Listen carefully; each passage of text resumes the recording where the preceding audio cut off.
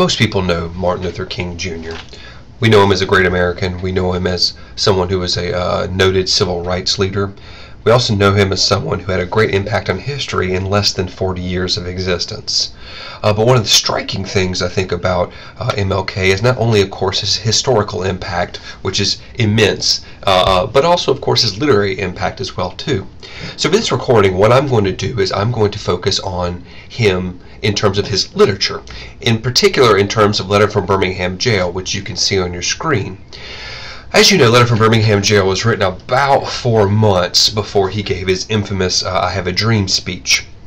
Letter from Birmingham Jail is in response to a letter written by 8 white clergymen.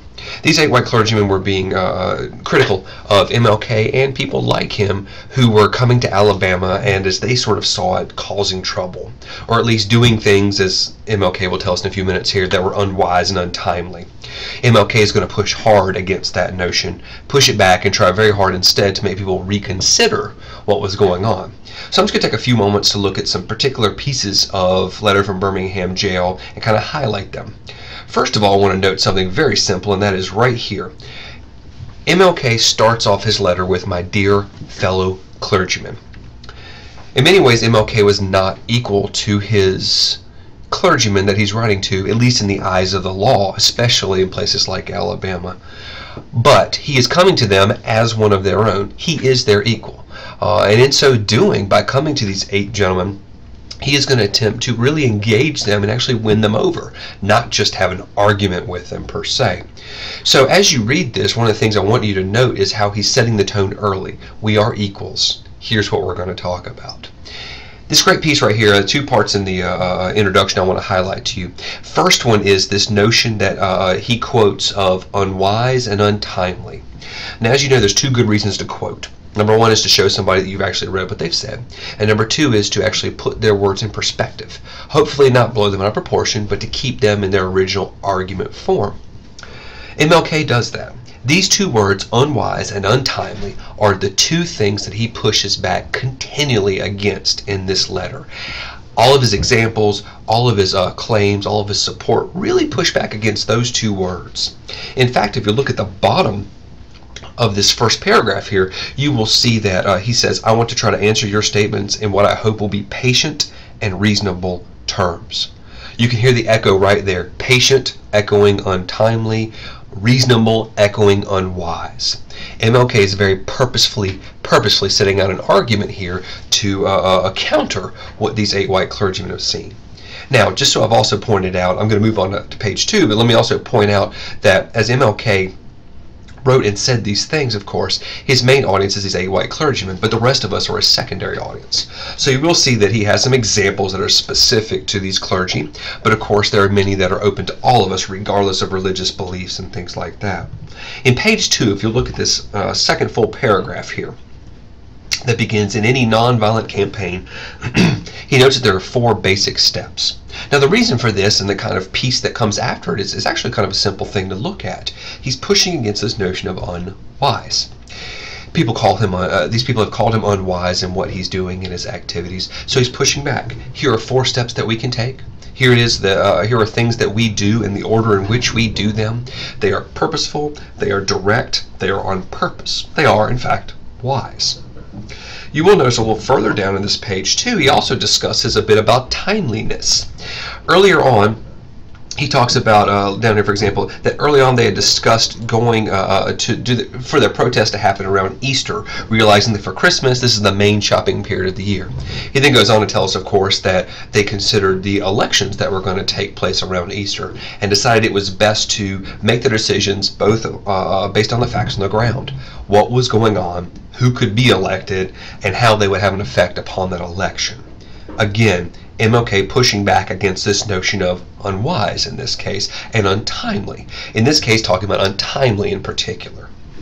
I'm going to skip on down to page 3, actually towards the bottom of it. Now, there's a lot of great stuff in here, don't get me wrong, but I want to give you a brief look at these things, unfortunately. A more extenuated look would take quite some time. But one of the most notable passages, I believe, in this entire piece begins at the bottom of page 3 here.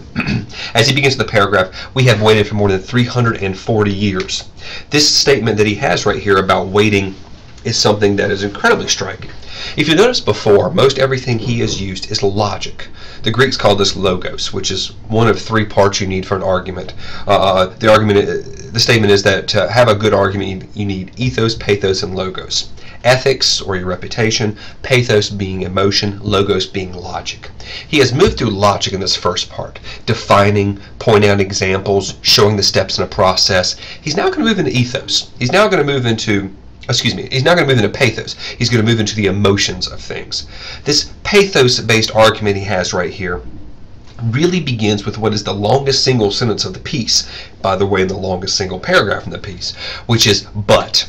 But when you have seen vicious mobs lynch your mothers and fathers at will and drown your sisters and brothers at whim. And then he goes on to give some further examples. This begins the emotional part of his argument. Now I want to point out something. He cites, for example, 20 million is a number that he uses. While we all understand 20 million is a big number, it's rare we've ever come across 20 million of anything, much less something we actually care or are concerned about.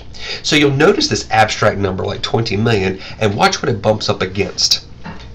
When you suddenly find your tongue twisted and your speech stammering as you seek to explain to your 6-year-old daughter why she can't go to the amusement park that has just been advertised on television. I'm going to skip down a little bit too. And when you have to concoct an answer for your 5-year-old son who is asking, "Daddy, why do white people treat colored people so mean?" For many readers, this is the most striking part of this particular paragraph. There's an irony, of course, the fact that we're talking about lynch mobs and 20 million, which is incredibly dramatic, but it is these smaller dramatic moments dealing with a 5 and a 6-year-old that for many readers they find the most emotionally charged and in many cases the most emotionally overwhelming. First of all, I will note to you that MLK did have children about this age at this time.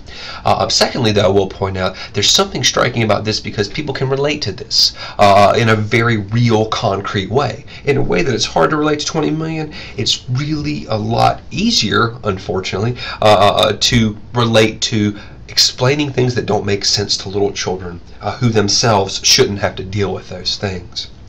So MLK moves into this pathos, this emotional part of an argument, but notice something. Even this last sentence of this very emotional paragraph, he says, quote, "I hope, sirs, you can understand our legitimate and unavoidable impatience."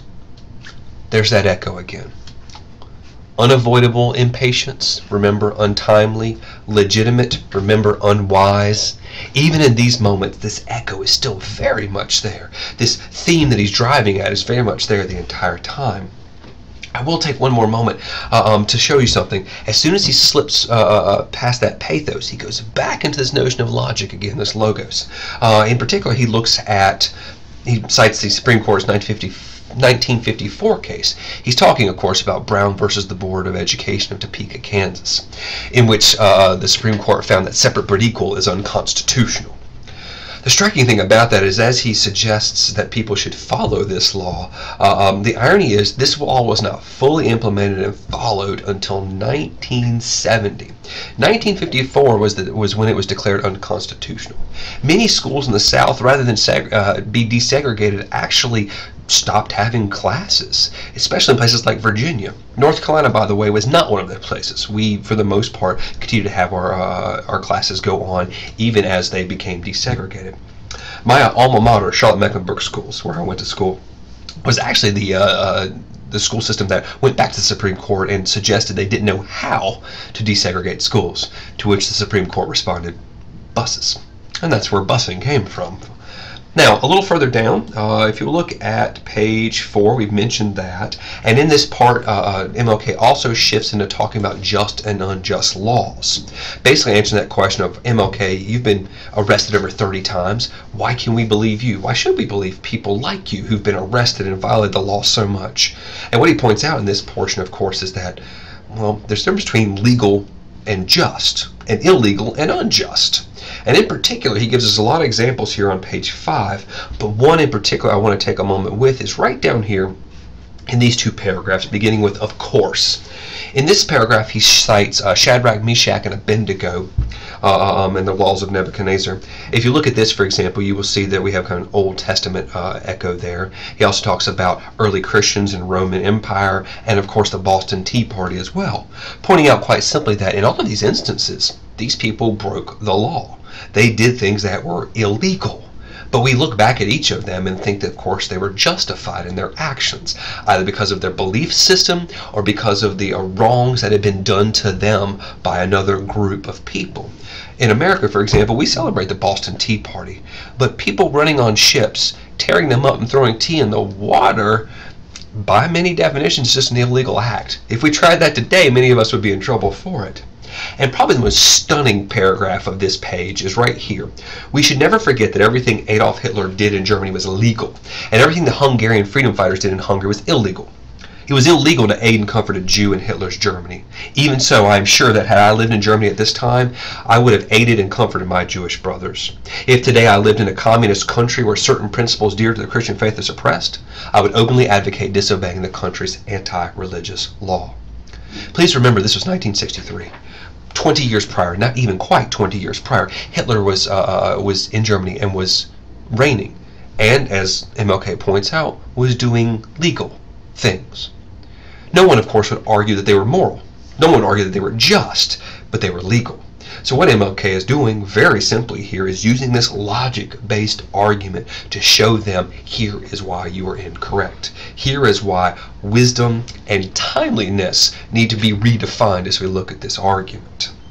It is a striking thing to look at. MLK is a master of putting together an argument that A, makes the arguments opposed to an attempt to win, but B, also, notice, tries to bring everybody in. You'll see all of these references to historical figures, religious figures. You'll also see some of those that run counter examples to his examples too. He does a really strong job of trying to bring his audience in, win them over, but also hopefully make them respect what it is that he's saying as well.